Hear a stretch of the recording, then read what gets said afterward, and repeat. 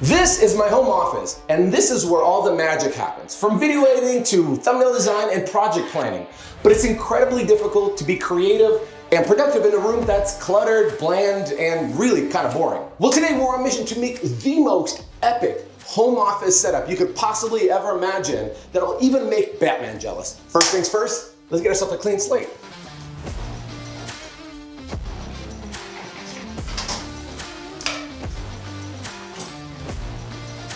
Can never have too many tripods.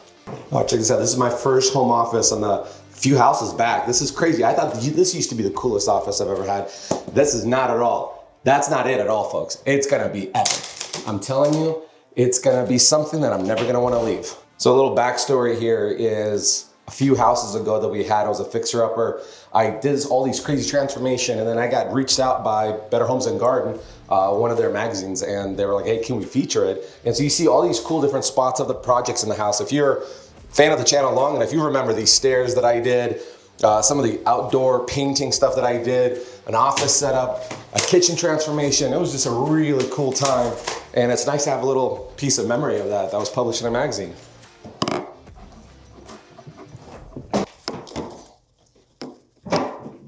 Oh, and by the way, this is my new giant 3D printer. I recently got into 3D printing, and if you guys are into them as well, let me know in the comment section, because I'm obsessed with it right now. Oh my God.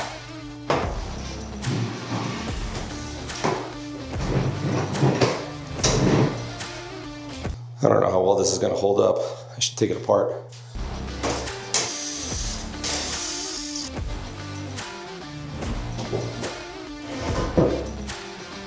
These desks look pretty unique. Was there any story behind them? Yeah, so my in-laws, they built this house 10, 11 years ago. And my mother-in-law, she had a sewing room here. And so these cabinets are the same kitchen cabinets that are in the kitchen, match them exactly. And because my father-in-law does granite countertops here in Boise, he just custom cut all these cabinets, or countertops, and positioned them on top of the cabinets, making his own really cool sewing room. In fact, they put outlets inside these cabinets, which makes it really convenient for sewing equipment, but I didn't know about it. So now I'm discovering 4 outlets that are behind this cabinet. They've since retired to Florida, so we get to kind of make this our new home.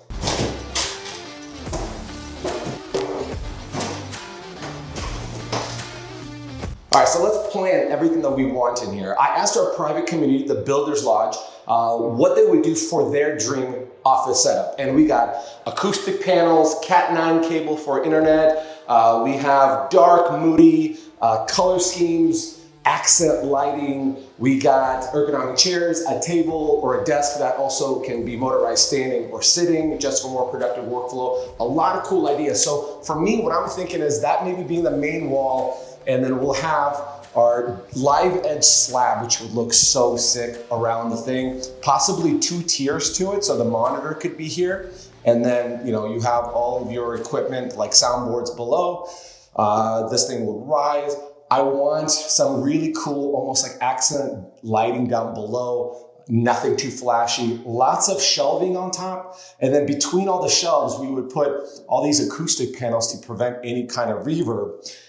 Possibly even stretching it around into a 90 to fill in this wall.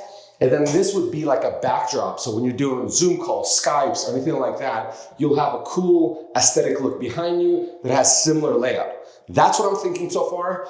It's in my head. I know the feel that I want for it, but first things first, let's do the color. I have never been more confident in my life about a particular color, iron ore. I've done this color in the movie theater video that I did. Color is absolutely phenomenal. Great light, great in bad light. It's just great all around. Gonna hit this puppy up. This entire room is gonna get super dark, and I think it's gonna even match these doors pretty well. Gonna get my supplies and start rolling away, baby. Let's get to it.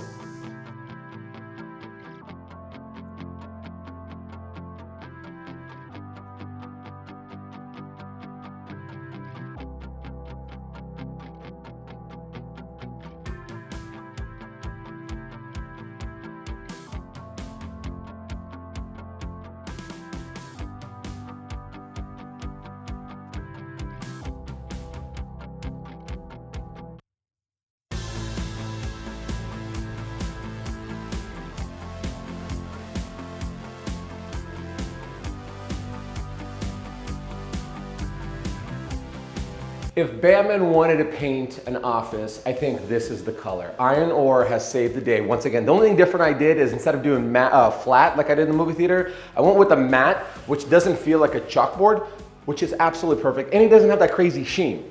Now that this is done, we need to start laying out, well, I'll call it the mood, and here's what I'm thinking.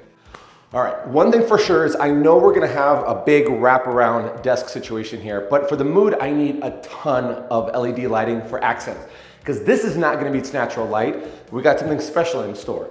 So first thing I'm gonna do is we'll kind of get creative. I'm gonna start taking some blue tape, running it around to see where I need all my shelving to be, because underneath all those shelves, which I think if I did my math right, it's gonna be like 18 shelves total in here, they're gonna have LEDs underneath. So grab the old blue painter's tape, because your boy is a visual learner, if you will, and start laying it out. Once I finalize, we'll start cutting into holes, feeding some wire. Let's get into it.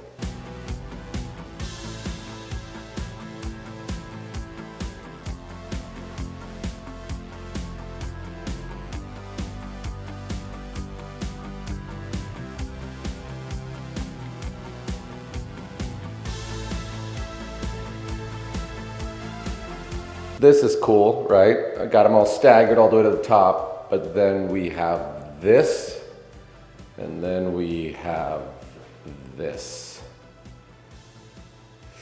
Yes. I told you, I'm a real problem. But we're gonna do it. I got my fish tape, I got my 18 gauge wire. I think I'm gonna break it down into like 3 or 4 different drivers, punch a hole there, use that power source, run this section of the wall, do the same here, run it up there, do one there, and then one on this back wall. And if you're thinking, well, dummy, why did you already paint it if you're gonna have to cut holes in that drywall? Well, because I needed like a day to process how I'm gonna lay this all out. And I decided to, well, instead of wasting time, let's just at least start painting. Touch-ups are gonna be easier. So that's how I'm thinking.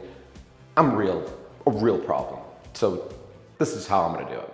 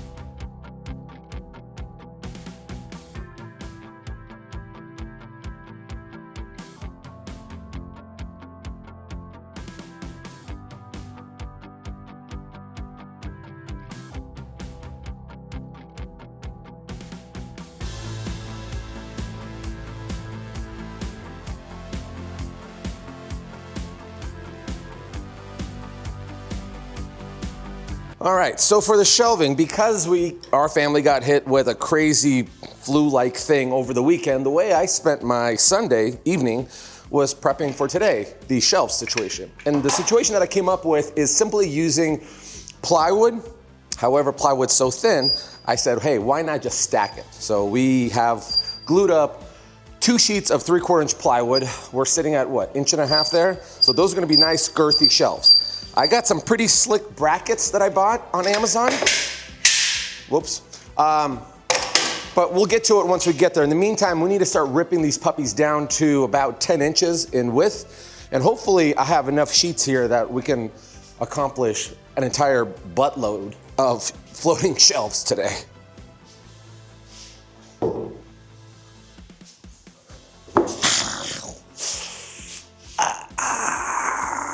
That's gonna leave a mark.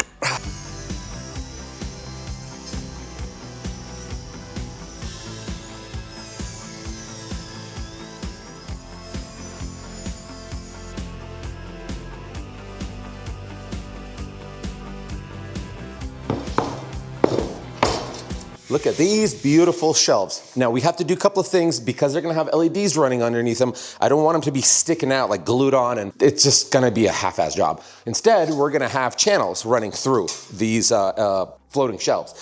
And to make it a little bit more complicated for me, because that's what we like to do here on the channel, is make my life harder, is we're gonna have to recess these channels. They look like they're not far in. We're only gonna need about, I don't know, that looks like about an 3/8 of an inch. I got my router right here, but what I don't have is one of those fancy attachment things to a track saw. So I'm gonna do the old school way, where I'm just gonna take one of the shelves, clamp it down, and use that as a guide, and then rinse and repeat, and hopefully we get this thing looking pretty sharp.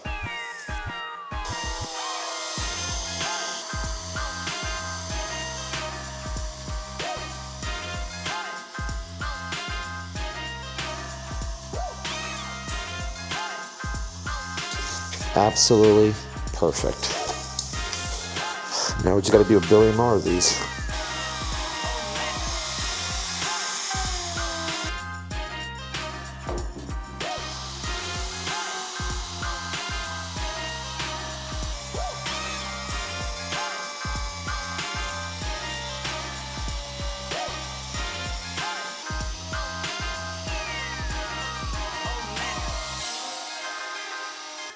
We got perfect channels, absolutely perfect. Now the way we're gonna install these is with these Amazon slide-on hardware kits. You essentially bore a hole that's 1/2 inch thick and just slide the puppy on however you do install these onto the studs.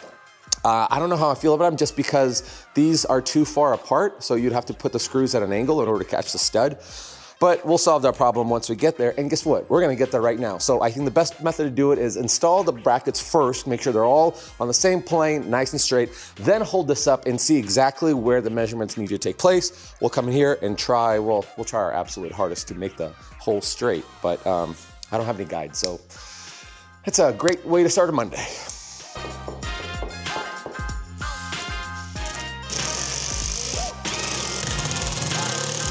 I was 100% right. There's no way you can get both screws into the stud, which is a terrible design. Why would you do that?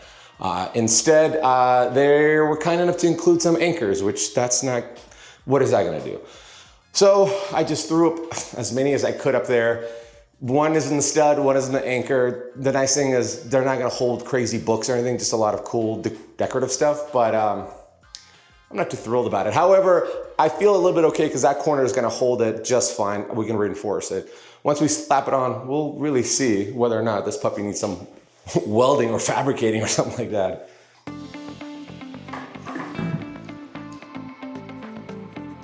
Here's my strategy to drill a straight hole here. I saw somebody do this one time. They put like a washer, I don't have one, but this is close enough. And the idea is here is as you're drilling sideways, you can't really do it this way because it's gonna fall. But the idea is if you're canted down, this will go down. And if you're canted up, that little O-ring will start sliding back. So the idea is you wanna keep it right in the middle there, and that might be an indicator that you got a nice leveled hole. But we'll see, I don't know, we'll try it. What's the worst that can happen? Well, it doesn't work.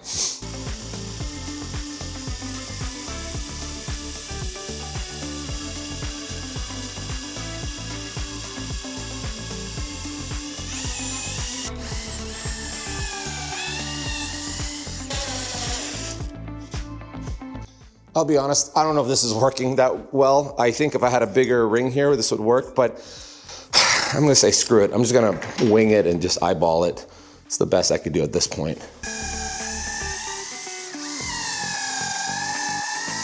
Moment of truth, kids. Moment of truth. Oh, the suspense is killing me. Oh, snaps.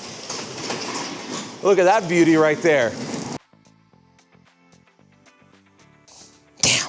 All right, I know we could patch that up, but we gotta make sure this shit doesn't happen again. And maybe I'm gonna try next time drilling it downward. Maybe I can have more control. Damn, this sucks.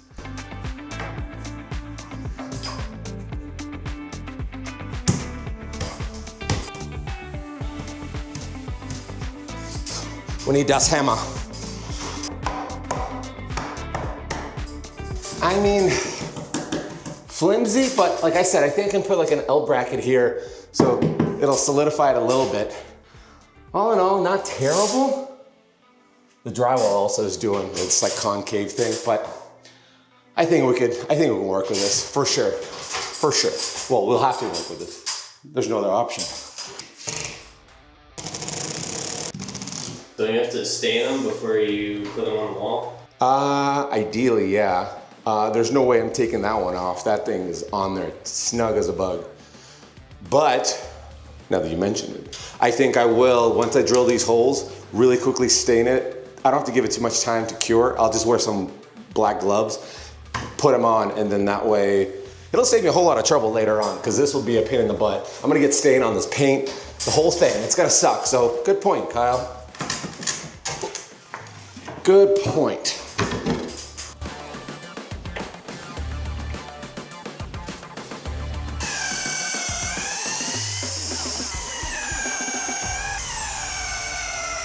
I guess eyeballing worked. Nothing blew out. Let's just hope it fits fine. I'm pretty confident it is, but yeah. And the sucky thing is the advertisement for the Amazon link were like how to install. Simply use our guide, or simply use a guide to bore through. Where's the guide? It didn't come with a stupid package. False advertisement. But they were pretty cheap. That was nice. So I was contemplating which color to go with, just because I want the desk to be oak. It's not oak. What am I doing? I'm smoking crack. Well, sawdust, actually. I'm smoking sawdust here. It's going to be walnut. So then I was like, okay, well, would we stain it the same color? Would we just paint them black? Black would have been cool, but there's a lot of black going on over there already. So I think what I'm going to do is go with dark walnut on this birch plywood. And the nice thing is the faces of this ply, they sell at Home Depot 1x3 trim. So I could actually install that on with some brad nails and glue and it'll look really slick. Not to mention it's gonna be dark, so I needed to have some form of texture, but not, you know, obnoxious. Oh yeah, this is the color. I dig it. I dig it a lot. Can you dig it?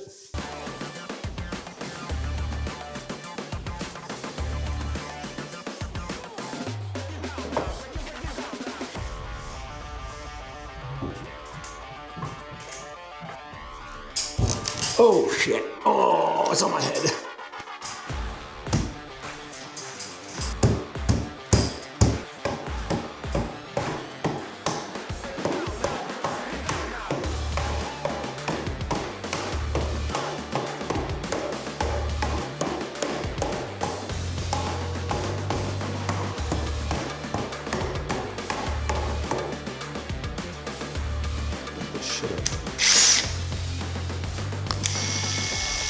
I just dropped my drill and it fell right on this head.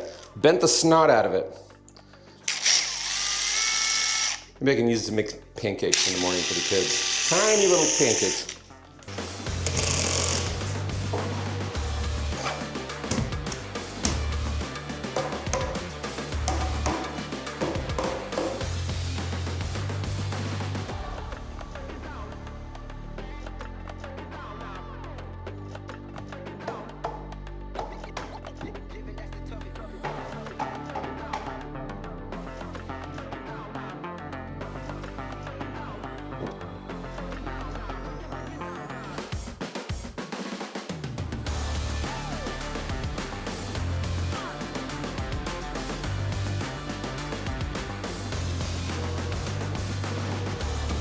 So I definitely spoke way too soon about the whole sickness thing, because the next day after I said, oh, everybody's sick at home, I got hit with the wildest sickness I've had in a long time. It felt like the pangolin and the bat were back at it together. That's a COVID joke in case you missed it.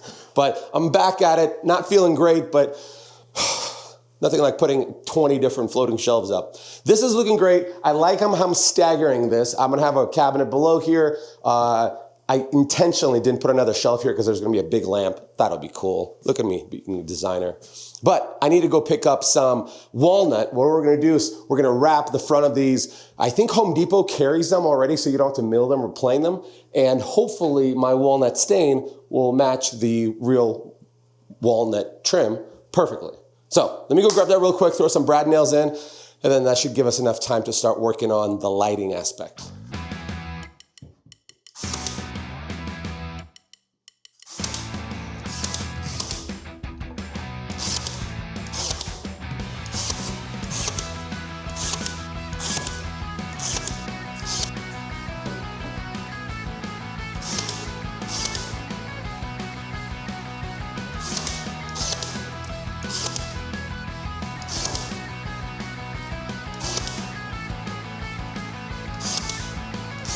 I don't know which part I'm gonna hate more, building the shelves or running the electrical for them, but we'll find that out right now. So what we're working with is a bunch of LEDs, and I went with these fancier ones where it's more of a uniform strip. It glows easier as opposed to patches individually.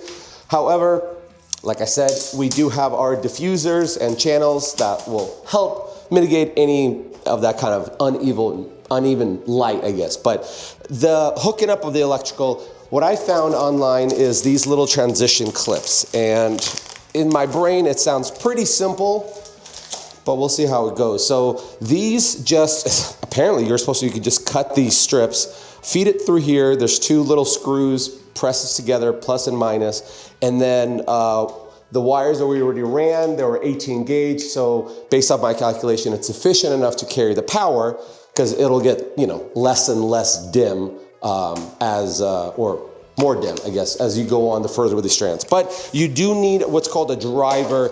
And this is essentially power conversion from 120 volt that's coming out of your wall and bring it down to only 24 volts for the LEDs, or 12 volts, depending on the size you went with. But I did my calculations. I think I got everything right. In order to keep it the most safe and keep it the most amount of light from it, we're gonna do, I think, 3 drivers, one for that strand, one for this wall, and then one for the back accent wall. I think we got everything here, but we're gonna find out if we screwed up on something.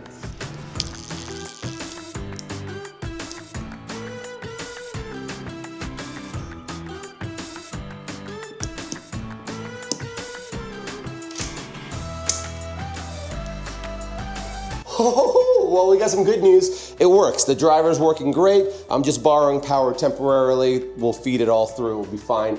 Now the whole game is going to be making sure that as we're piggybacking off of each one, we're not losing anything. But this thing is, look how nice and beautiful that is. You almost don't need a diffuser. Part of me almost thinks like I shouldn't have even bought the channel, but we'll do it right the first way. Onward and forward.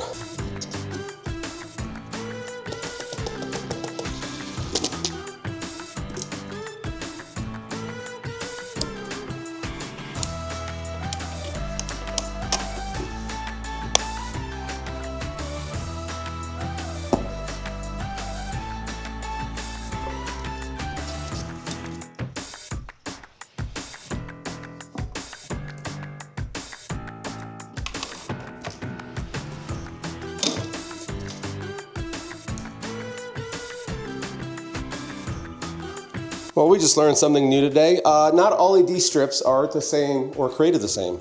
This is an 8mm, and this is I think a 10mm, and that's why I caught it, because the 10mm is not sliding into this 8mm connector. Pretty fun to figure that out in the middle of a project. So now fortunately I have more, but it's not enough to get the whole job done.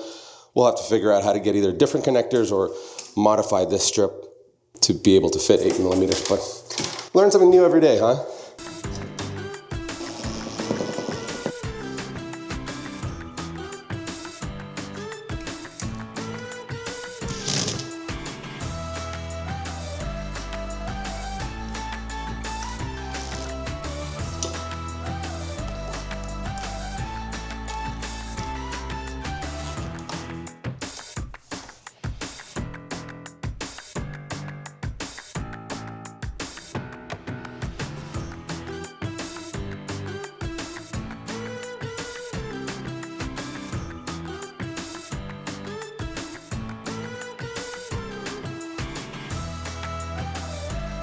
All right, well, I think I crossed all my T's and dotted my I's. My only concern is whenever you do so much at once, if something doesn't work, you kind of takes a while to figure out where the problem was. But let's just do some cowboy shit like we always do.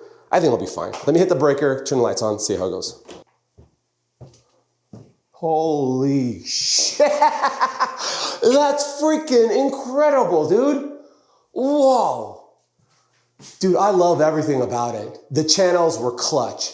The color temperature, perfect. 3000 Kelvin, that's what we went with. It's warm, but it's not like super, super warm. Dude, this is incredible. It's got so much lighting. I mean, even if you turn off this, oh, this is what I wanted. I wanted no lights turned on. And what's cool about this setup is these are also dimmable. You have to get a specific driver for it. And on top of it, because I didn't want to cut holes in the wall to put a new light switch, they have these rocker switches that are like wirelessly connected. So all I have to do is put a little receiver on both the drivers and mount these suckers here, and I can control this with a light switch. Oh, this is so sick, dude. I just want to sit here and oodle in it for a while, but I gotta get shit done.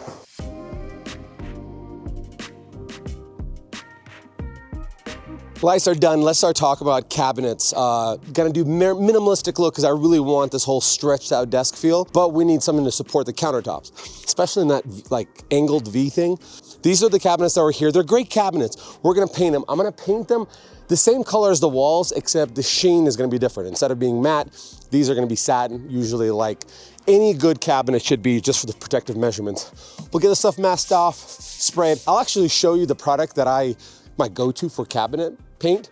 Not a sponsor, but pretty damn good quality paint. Trust me on this one. This is from Sherwin-Williams Emerald, specifically for cabinets. I think it's a urethane alkyd. And how my dumb brain understands it when they were teaching me this is, there's water-based paints and there's oil-based paints, but with this stuff, apparently, it's an oil-based product that's surrounded with, the molecule is surrounded with water-based. And so when you spray it, it applies like any kind of water-based paint. You can dilute it with water. But then once it starts curing, all the water molecules dissolve and you're left with a very durable oil grade paint. That's the way that was explained to it. I might be wrong, but I've used it on dozens of cabinets and boy, it's my favorite so far. The most durable I've found. Gonna hit it up, satin sheen, make a little contrast from the walls, give it that protective measurement, a couple of coats, let it spray.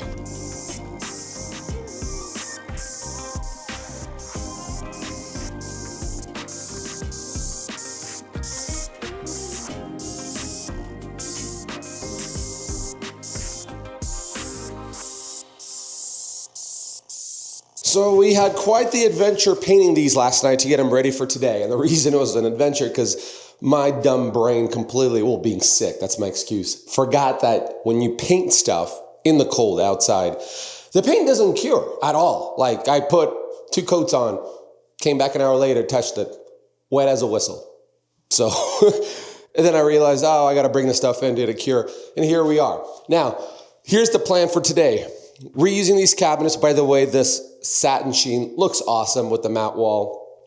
We're gonna get these cabinets installed there. This one is getting moved into this corner, and then I have a panel that's gonna go over there. And the idea is we're gonna have countertops wrapping this together and giving it adequate support. Yes, it's gonna be inconvenient to get to this, but it's a corner.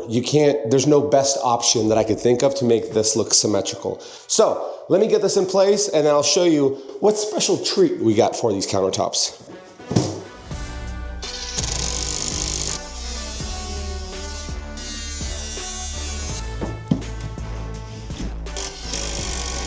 So old Henry brought us a sweet treat here. We have Home Depot's finest walnut live edge slab countertops. These are great options for kitchens, obviously for an office. Pretty pricey. I think for both of these 8-foot slabs, I paid almost $1,000, like $998. But this is way faster than for me to go buy a rough cut sawn slab from the mill and then prep it and treat it. No, this is way faster and it's got all the perfect finishes to it. However, we're still 6 inches short on one side because of the dimensions of the wall, so we're gonna have to come up with something easy. Well, not easy, it's gotta be expensive. So what we're gonna do with this is create a miter down the middle. Hopefully I can figure out a nice tight way to align them, seal them together, and hopefully it turns out great. But we'll find out in a little bit. Give me like an hour or two before I go, oh, we got a problem. Because that's the way things usually go when you build.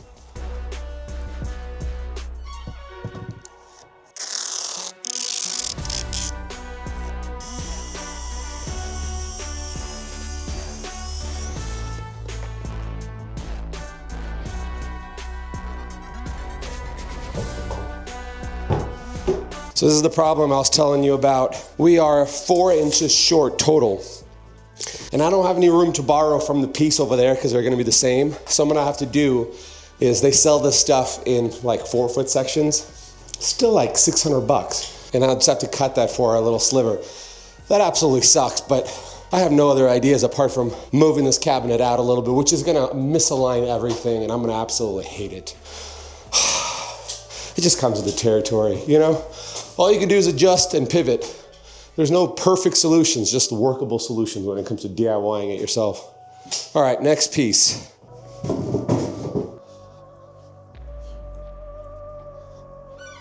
So we're doing it the dummy way, where we're just gonna trace it and then hope for the best.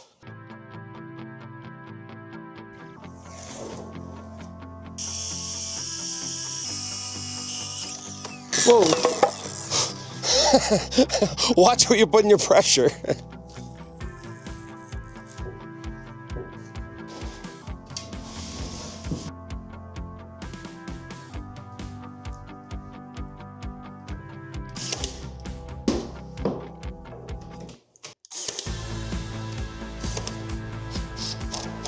We're running into a problem here. This door situation is very limiting right now. Typically, if this was the case, it would be maybe okay, but because I'm gonna have a cabinet here, this is gonna be a very tight opening. So I think I'm gonna put a little bevel right here.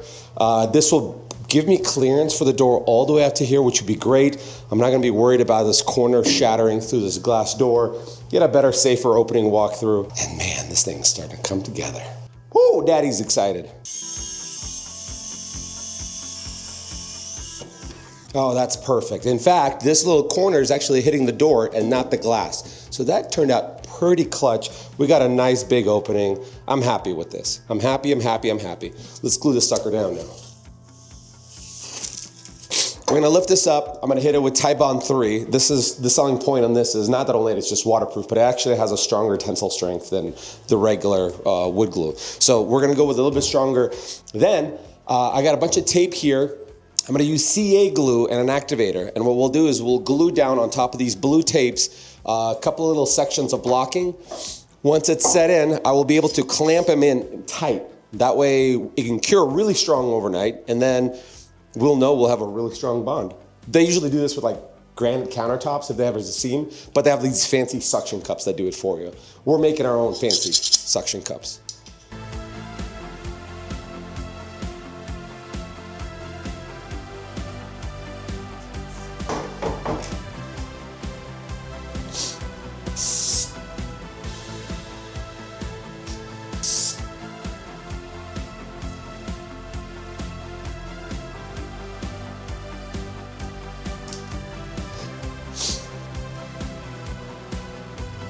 It's not working.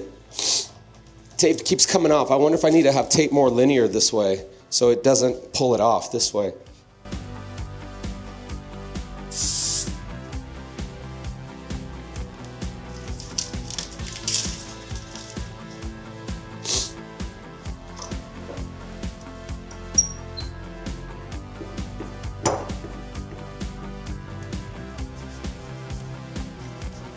Well, that technique absolutely sucked. I've seen other people do it, it worked. I don't know what I'm missing, so if you know, let me know.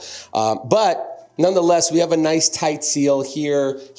I'm not terribly thrilled about this little section in the back, but I put glue on both sides, so hopefully it'll work. Let this sit overnight, and then we'll start doing the most fun part about an office. We'll start dealing with all the cool tech that's coming in here.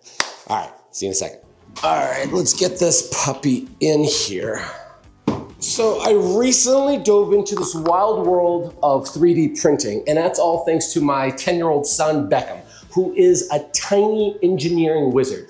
You can mention rockets or airplanes or robots, and his face lights up like the 4th of July. It's insane. So I thought to myself, that's something that my son likes. Let me see if I could have a hobby with him that we could share together. And boy, did I do that. So after doing my research on the right 3D printer for me, I landed on the Bambulab H2C printer. And the reason I went with this printer is because for the last 3 years, Bambulab has been on mission to develop the strongest and the most stable 3D multicolor printer. In a way that if this 3D printer was a superhero, it would be the Incredible Hulk, but with a rainbow colored cape. So here's the kicker. With 3D printers, usually, when it comes to changing the color filament for a project you're printing, it would be like this messy paint palette of filamented plastic all on the ground. It's essentially the printer's way of saying, let me clean my paintbrush so we don't, start contaminating different colors. So you'd have this giant pile of mess on the ground, which is inefficient and a total time suck. Now, Bambulab has a fancy trick up their sleeves where they developed the Vortec hot end change system. Now, what's that? Where instead of using archaic technology like cables and pins that all wear out over time, these hot ends have a little chip inside that wirelessly communicates with the printer with all the necessary information, like the filament type, the temperature, the power status, all the key ingredients that goes to make sure that this thing's operated efficiently and smoothly. And here's the crazy thing. When the machine grabs this hot end, it heats up through induction in only 8 seconds. Like you have enough time to go make a cup of coffee if you weren't so busy printing incredible stuff. As a newbie to 3D printing, I'm super excited about the versatility with this Bambulab H2C that we're gonna use on this channel. There's so many cool things I've already found that I could print that's super helpful, from brackets and mounting hardware, that is gonna be an absolute game changer for this channel. So if you're interested in getting into 3D printing as well, I'd highly recommend the Bambulab's H2C 3D printer. The versatility is incredible. The technology is phenomenal. So click the link in the description and check it out for yourself. The AMS, the color filaments, they're gonna sit right here underneath the shelf. I'm a sucker for symmetry, so this just makes sense. I'm gonna drill a hole here with my Forstner bit, and then we'll be able to feed all the cables all the way through for this thing to be operational.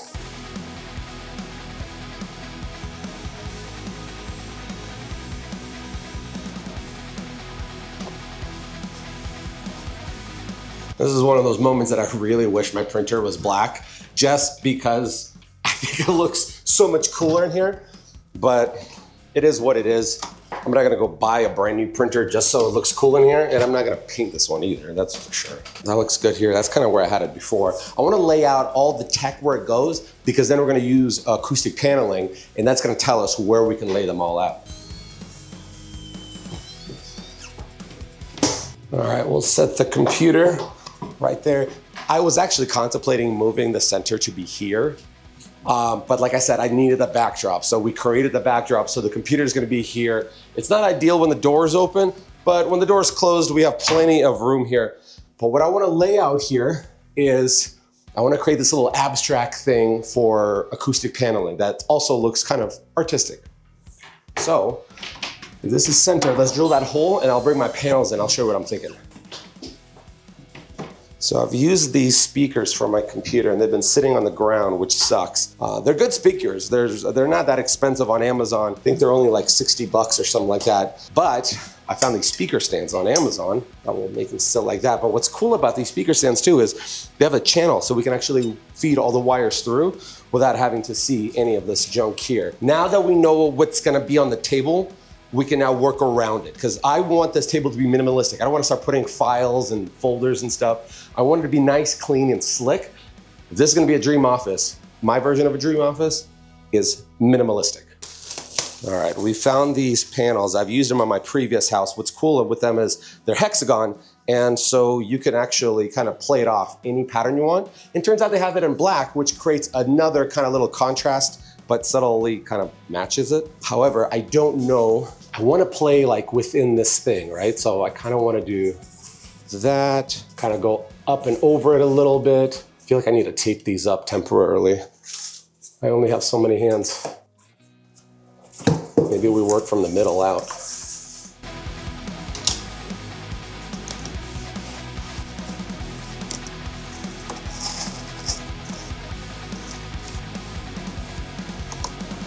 That is exactly what I was looking for. This is absolute perfection. I'm gonna be sitting here, Skyping, maybe doing a podcast. The sound will hit here and absorb, but we also need to make sure we have that absorption on this side as well, and that side. But for that side, we're gonna go a little bit different route, and it'll be cool.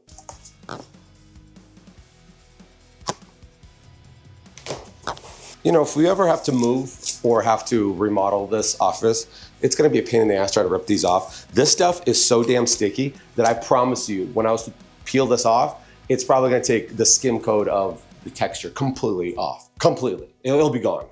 But they'll be sticking on pretty good in the meantime.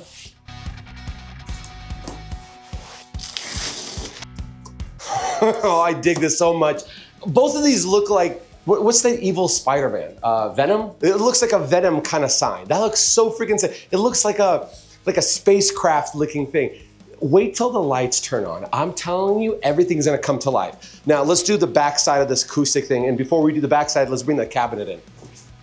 Probably a good idea to bring a rug in before we start putting furniture over it. This part, I'm not too thrilled about. I got a computer mat, which is pretty sick, but hardwood floors, sound bounces off of them as well. So we need to have something here.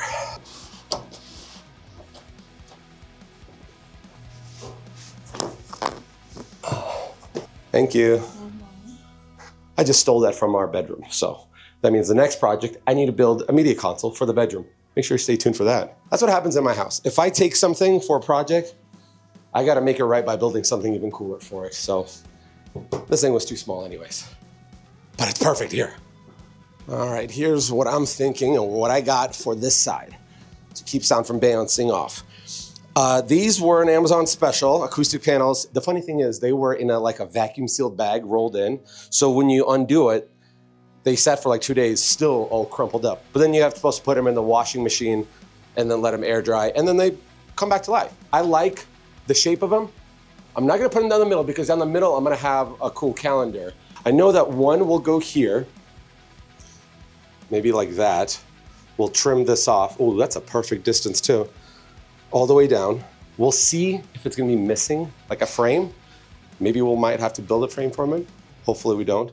But I think we'll go one here, one kind of between the things, which will be interesting because there's gonna be decor there. So we'll see how effective it is.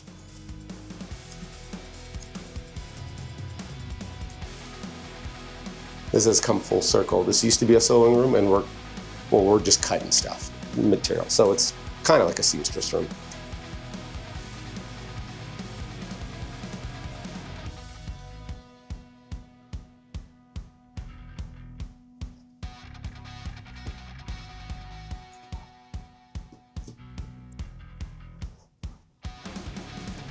I'm not as excited about this one, to be honest with you. I think it's like missing something. It almost looks like unfinished. I think what I'm gonna do, I'm gonna install my new calendar that I got. I got one of those black ones that will match the theme here with fluorescent markers, mount it here, and then kind of see the visual space, see what we need to fill in. It's just, it doesn't get me excited right now. It just doesn't. Not like that.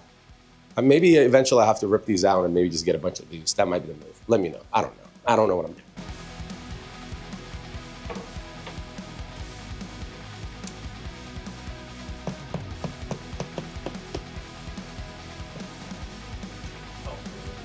So Kyle just informed me that he went down a rabbit hole for doing acoustics in his office, and some of the spots, vulnerability, is putting it even behind this glass calendar.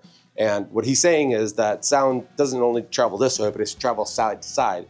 So because it's a spongy, I think we can put a piece behind here and then compress it together, and then we'll give it an added little layer of success. I don't know this is gonna work. I think this glass is gonna just crack out. I need something thinner over there. Well, that's what I got for now. I'm gonna get this thing dolled up, cleaned up, get everything organized, and have Irina put her design touch to all these floating shelves. All right, this project took way longer than expected considering the sickness and the illness, all that stuff, but we're back to feeling great again, and I'm excited to show you guys my dream office. Check this out.